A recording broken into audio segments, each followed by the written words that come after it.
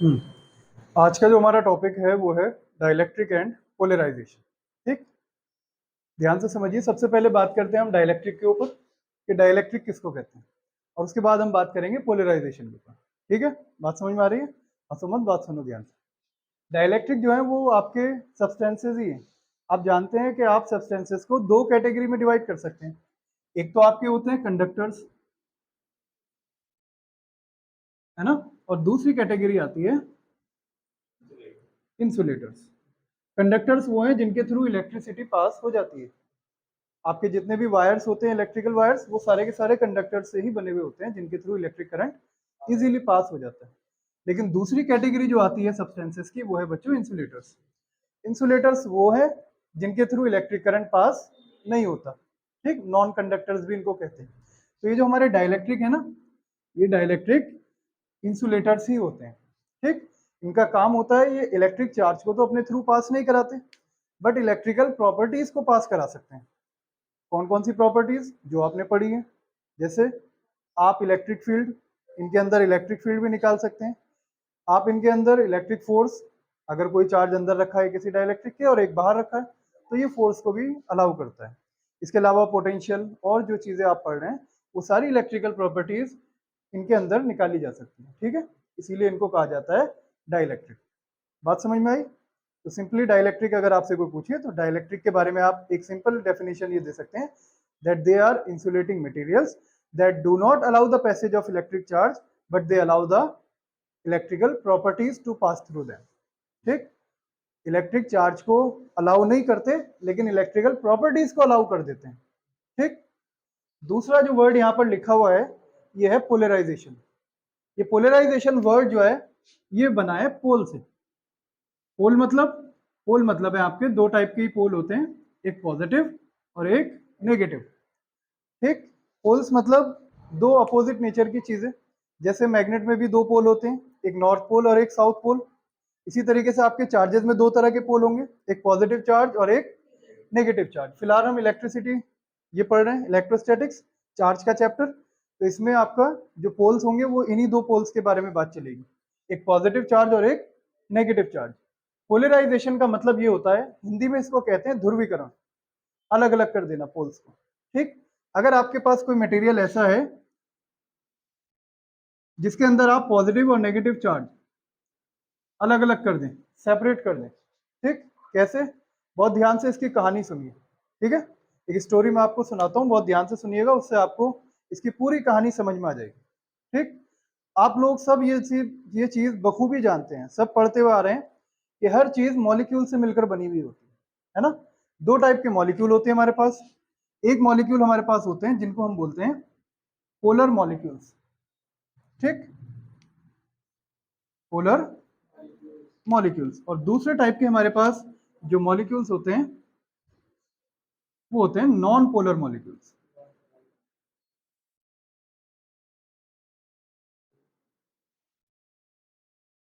क्या डिफरेंस है इन दोनों में, polar and non polar molecules में?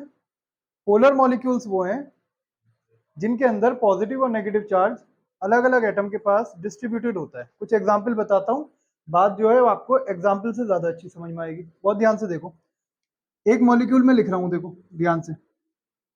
थोड़ी बहुत केमिस्ट्री अगर आपसे आती है तो आप एकदम समझ जाओगे। ये NaCl है, सोडियम क्लोराइड, जो आपका कॉमन सॉल्ट होता है, नमक, उसका फॉर्मूला है।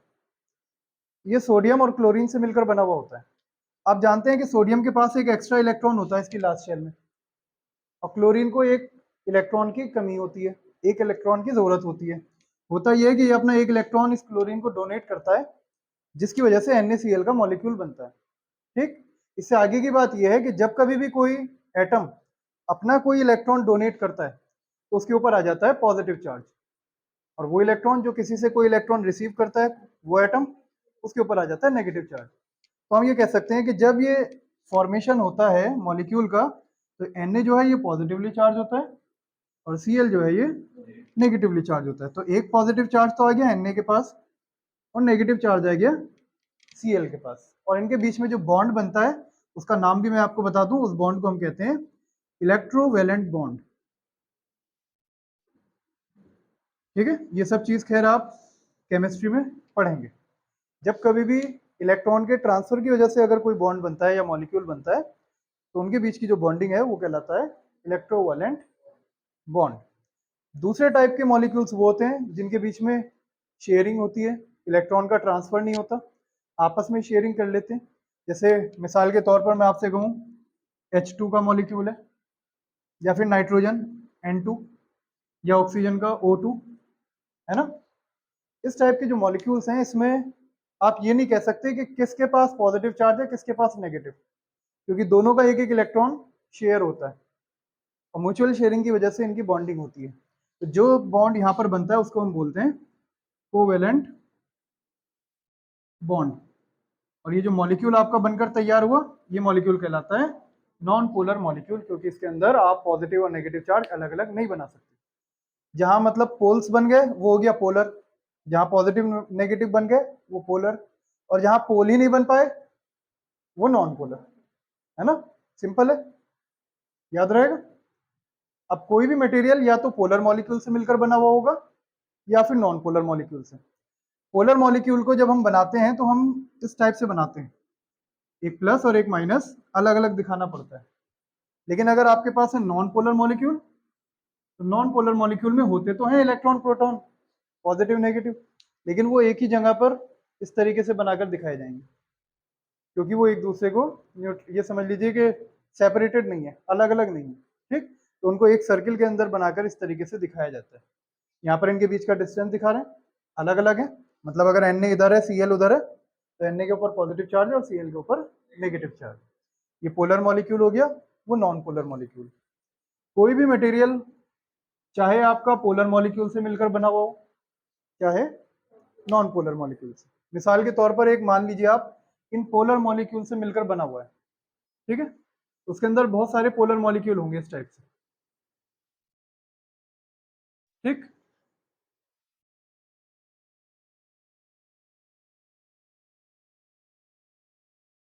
इस टाइप से बहुत सारे उसके अंदर पोलर मॉलिक्यूल्स होंगे। आराम से सुनो ध्यान से।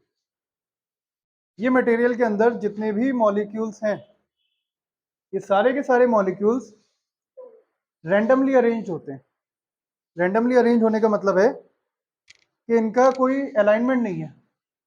अगर मैं इसमें एक डाइपोल की डायरेक्शन बनाऊं, डाइपोल आपको याद है, एक पॉजिटिव और एक नेगेटिव चार्ज मिलकर डाइपोल बनता है, तो ये जो पूरा कॉम्बिनेशन है इसे एक छोटा सा डाइपोल मान सकते हैं। और डाइपोल की डायरेक्शन होती है माइनस से प्लस की तरफ, है ना। उसकी डायरेक्शन इस टाइप से हो जाएगी। एक ये रहा, इसकी डायरेक्शन ऐसे हो जाएगी, इसकी डायरेक्शन ऐसे। अगर आप सबकी डायरेक्शन बनाएं तो किसी की डायरेक्शन तो उधर आ रही है और किसी की डायरेक्शन इधर आ रही है। ठीक, ये जितने भी डाइपोल्स आपको यहाँ पर नजर आ रहे हैं इनके सबके डाइपोल मोमेंट आपस में एक दूसरे से कैंसिल आउट हो जाते हैं, और जिसकी वजह से नेट डाइपोल मोमेंट इसका हो जाता है 0। ठीक, सबका मिलाकर। ठीक है, सारे मॉलिक्यूल्स का डाइपोल मोमेंट 0 हो जाएगा, क्योंकि डाइपोल मोमेंट वेक्टर क्वांटिटी है और vector quantity with direction add होती है। मतलब अगर एक इधर जा रहा है उसको पॉजिटिव ले रहे हैं आप, तो इससे अपोजिट डायरेक्शन वाले को लेंगे नेगेटिव, और अगर इनकी वैल्यू इक्वल हो जाती है तो ये एक दूसरे को सब्ट्रैक्ट करके आंसर हो जाएगा 0। तो यहाँ पर कुछ कुछ ऐसा ही केस है, अगर एक एरो उधर बन रहा है तो एक इधर भी बन रहा है, एक लेफ्ट साइड में जा रहा है तो एक राइट साइड में, वो एक दूसरे को कैंसिल कर देंगे और पूरा मटेरियल का ओवरऑल डाइपोल मोमेंट हो जाएगा 0। अब हम क्या कर रहे हैं, मान लीजिए हमने इस मटेरियल को उठाकर एक इलेक्ट्रिक फील्ड के अंदर प्लेस कर दिया। ठीक, यहाँ पर एक इलेक्ट्रिक फील्ड मौजूद है और आपने इसको एक नॉन जीरो इलेक्ट्रिक फील्ड के अंदर रख दिया।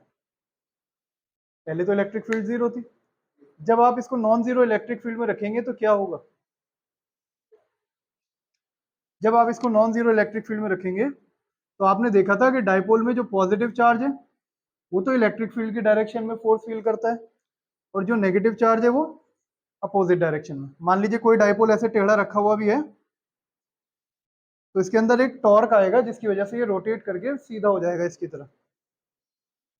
ठीक, जितने भी आपको ये डाइपोल इसके अंदर नजर आ रहे हैं ये सब इस इलेक्ट्रिक फील्ड की प्रेजेंस में रोटेट करेंगे, इनके अंदर एक टॉर्क डेवलप होगा और उस टॉर्क की वजह से ये सारे के सारे ऐसे सीधे सीधे हो जाएंगे। ठीक, जो टॉर्क आपने पढ़ा है। मतलब अभी तो सिचुएशन ये थी कि सारा का सारा जीरो आ रहा था, थोड़ी देर बाद सिचुएशन ये हो जाएगी, मान लीजिए आपने इस डायरेक्शन में इलेक्ट्रिक फील्ड रखी है इधर, तो इस डायरेक्शन में ये पॉजिटिव और उधर नेगेटिव, तो ये सब रोटेट करेंगे, घूमेंगे। पॉजिटिव वाला पहुंच जाएगा इस साइड और नेगेटिव वाला आ जाएगा इस साइड, ऐसे। समझे? जितने भी डाइपोल्स हैं सब रोटेट करेंगे।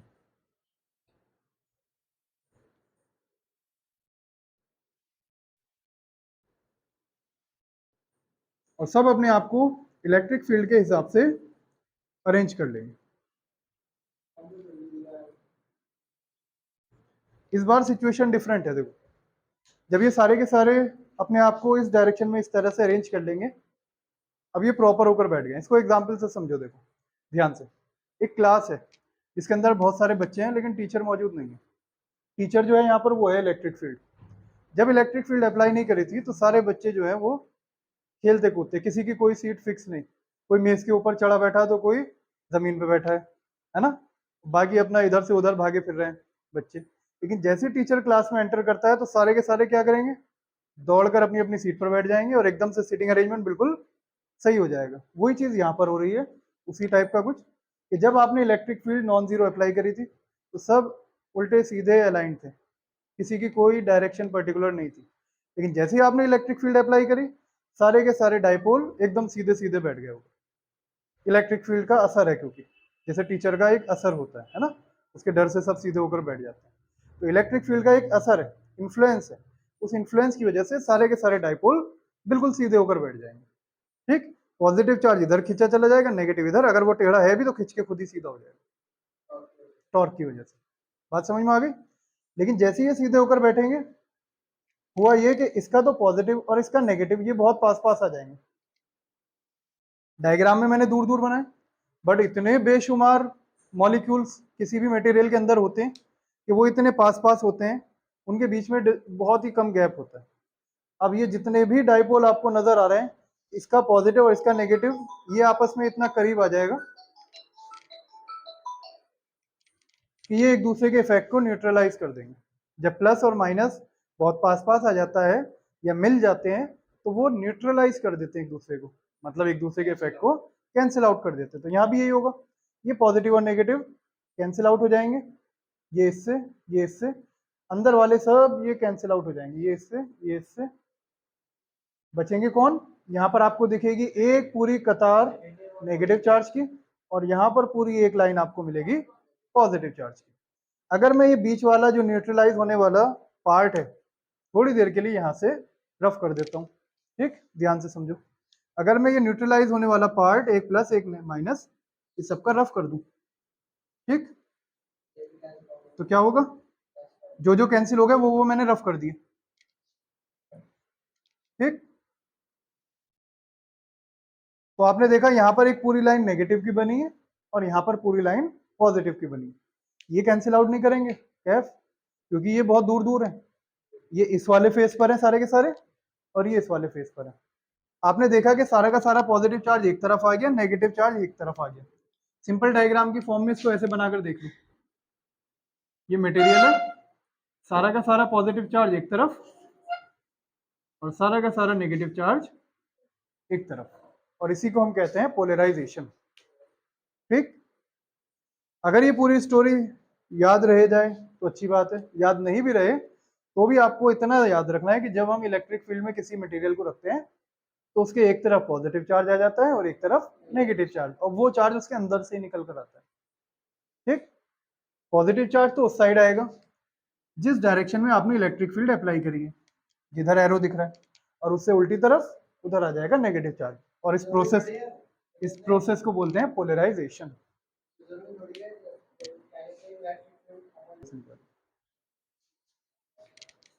तो ये तो आपने उसके बारे में पढ़ लिया, पोलर मॉलिक्यूल के बारे में ना। अगर आप उसको किसी इलेक्ट्रिक फील्ड में प्लेस करते हैं तो एक साइड पॉजिटिव चार्ज अपीयर होना स्टार्ट हो जाएगा और दूसरी तरफ नेगेटिव चार्ज अपीयर होना शुरू हो जाएगा। यह है इलेक्ट्रिक फील्ड, ठीक है। इसी को कहते हैं पोलराइजेशन। अगर हमारे पास नॉन पोलर मॉलिक्यूल्स हुए तो क्या होगा? नॉन पोलर मॉलिक्यूल मतलब जिनके अंदर प्लस और माइनस एक जगह होता है, ठीक है, अलग अलग सेपरेटेड नहीं होता। ऐसे मॉलिक्यूल्स को जब आप इलेक्ट्रिक फील्ड के अंदर रखते हैं तो इसमें क्योंकि एक पॉजिटिव है और एक नेगेटिव है, तो ये पार्शियल पॉजिटिव और नेगेटिव चार्ज इलेक्ट्रिक फील्ड की वजह से एक फोर्स एक्सपीरियंस करता है। ये पॉजिटिव चार्ज जो है ये तो इलेक्ट्रिक फील्ड की डायरेक्शन में फोर्स फील करेगा, और ये जो नेगेटिव चार्ज है नीचे ये इलेक्ट्रिक फील्ड से अपोजिट डायरेक्शन में फोर्स फील करेगा। मतलब इस मॉलिक्यूल को अगर आप इलेक्ट्रिक फील्ड में, टॉर्क की जरूरत नहीं है इसमें, टॉर्क तो तब लगेगा जब ऑलरेडी वो डाइपोल है। यहाँ पर डाइपोल नहीं था, यहाँ पर ये मॉलिक्यूल एक कंबाइंड फॉर्म में था जिसमें प्लस और माइनस एक जगह कंबाइंड था। इलेक्ट्रिक फील्ड ने क्या किया, इन पॉजिटिव और नेगेटिव पर अपोजिट फोर्स लगाकर इनको सेपरेट कर दिया। मतलब पॉजिटिव जो है हल्का सा इधर की तरफ शिफ्ट हो गया और नेगेटिव जो है हल्का सा पीछे की तरफ शिफ्ट हो गया। एक साथ बनाए अगर पूरे मॉलिक्यूल को तो कुछ इस टाइप की सिचुएशन हो जाएगी, पॉजिटिव एक तरफ और नेगेटिव एक तरफ। बात समझ में आ गई? ये होगा डाइपो इसके साथ जो कि आपका नॉन पोलर मॉलिक्यूल है। तो जितने भी नॉन पोलर मॉलिक्यूल से बने हुए सब्सटेंसेज हैं उनको अगर आप एक इलेक्ट्रिक फील्ड में रखेंगे तो उनके जो मॉलिक्यूल हैं वो कुछ इस टाइप से हो जाएंगे कि उनका पॉजिटिव एक तरफ शिफ्ट हो जाएगा और उनका नेगेटिव एक तरफ शिफ्ट हो जाएगा, ठीक। और यही चीज तो आप अभी उसमें भी पढ़कर आए,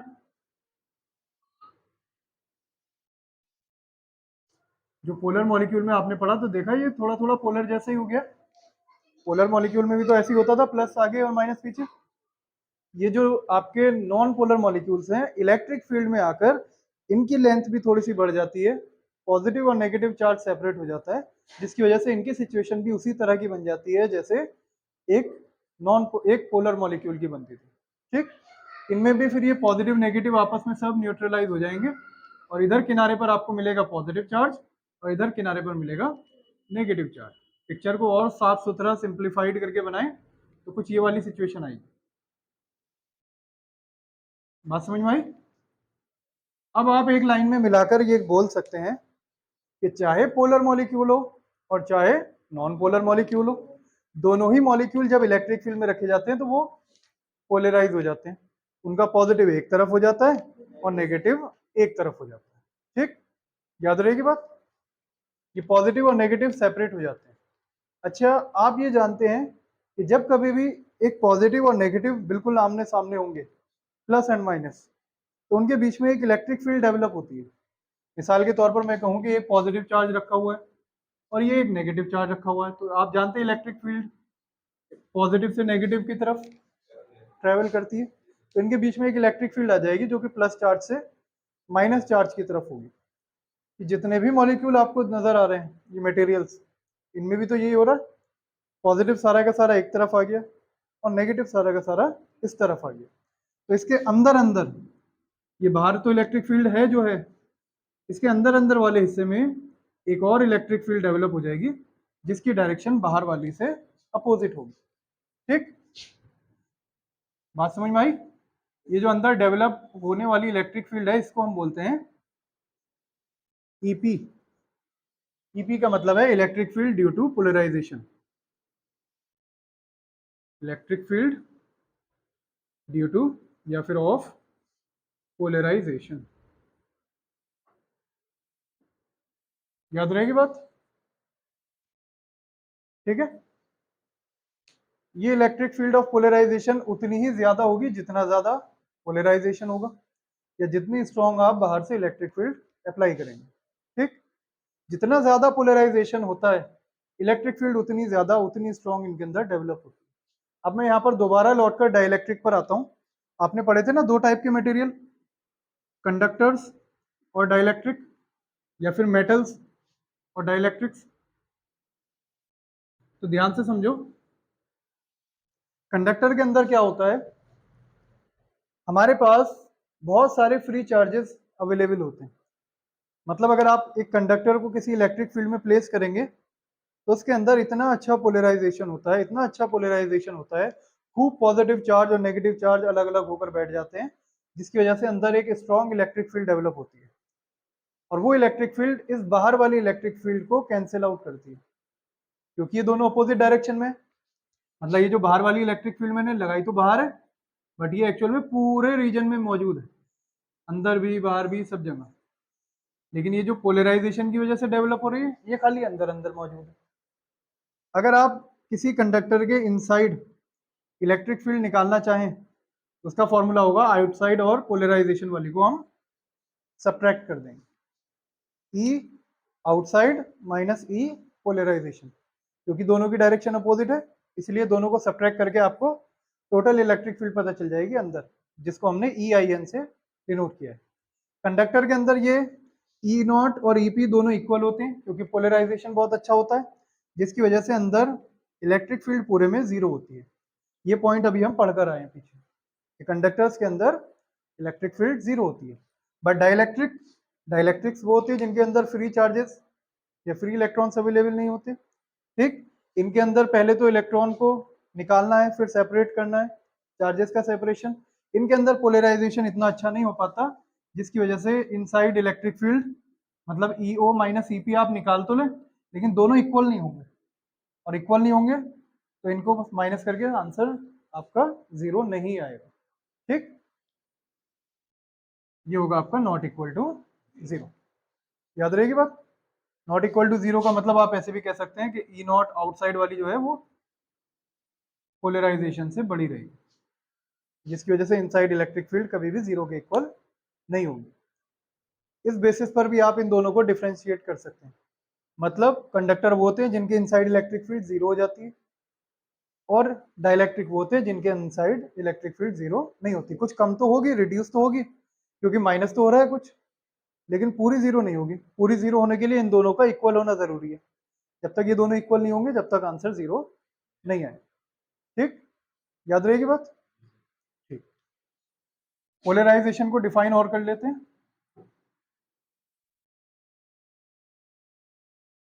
आपने ये पढ़ा पोलराइजेशन का मतलब क्या है, पॉजिटिव और नेगेटिव चार्ज का सेपरेशन। तो आप इसको इसी तरीके से डिफाइन कर सकते हैं कि जब कभी भी किसी मटेरियल को इलेक्ट्रिक फील्ड के अंदर प्लेस किया जाता है तो उसके positive charge in the direction of electric field एक फेस पर अपीयर होने लगते हैं, और अपोजिट वाले फेस पर नेगेटिव चार्ज अपीयर होने लगता है, और पॉजिटिव और नेगेटिव का अपीयर होना यही कहलाता है पोलराइजेशन। मिसाल के तौर पर ये मेरे पास एक छोटा सा डिब्बा है, मैंने इसको एक इलेक्ट्रिक फील्ड के अंदर प्लेस कर दिया। इलेक्ट्रिक फील्ड की डायरेक्शन उस दीवार की तरफ है, उधर जा रही है। तो आप देखेंगे इसके इस वाले फेस पर पॉजिटिव चार्ज आ जाएगा और इस पूरे पर नेगेटिव चार्ज, और इसको हम बोलेंगे ये पोलराइज हो गया हमारा। ठीक है, ठीक, खुशी की बात है, पोलराइज हो गया। ठीक है, आगे चलते हैं। लेकिन पोलराइजेशन की एक वैल्यू भी होती है।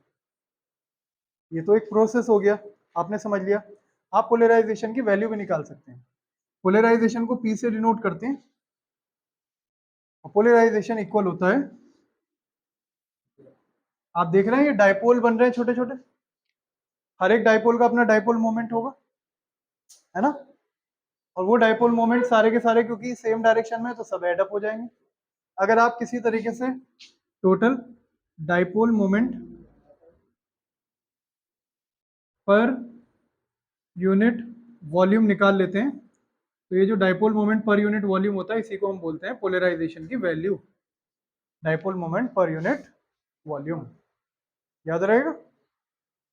डायपोल मोमेंट इलेक्ट्रिक फील्ड पर भी डिपेंड करता है, ये डायरेक्टली प्रोपोर्शनल होता है आउटसाइड वाली इलेक्ट्रिक फील्ड के जो आपने अप्लाई की है, क्योंकि जितनी स्ट्रॉन्ग आप इलेक्ट्रिक फील्ड अप्लाई करेंगे ये चार्जेस जो है उतनी ज्यादा फोर्स फील करेंगे, और जितनी ज्यादा ये फोर्स फील करेंगे उतनी ज्यादा सेपरेशन होगा, उतना ही ज्यादा पॉजिटिव चार्ज उधर अपीयर होगा और उतना ही नेगेटिव चार्ज इधर। ठीक, बात समझ में आई। तो पोलराइजेशन इलेक्ट्रिक फील्ड पर भी डिपेंड करता है, बल्कि उसके डायरेक्टली प्रोपोर्शनल होता है। अगर यहाँ से आप प्रोपोर्शनल का साइन हटाएं तो इक्वल लगेगा, साथ में कांस्टेंट एप्सिलॉन नॉट काई ई नॉट या ई आउटसाइड ई ओ। ठीक, ये पोलराइजेशन है, ये अप्लाइड इलेक्ट्रिक फील्ड है। परमिटिविटी आप ऑलरेडी जानते हैं एप्सिलॉन नॉट। ये नई चीज यहां पर आई है, इस लेटर का नाम है काई, लेटर है ग्रीक लेटर। यहां पर ये जो डिनोट कर रहा है ये कर रहा है ससेप्टिबिलिटी को।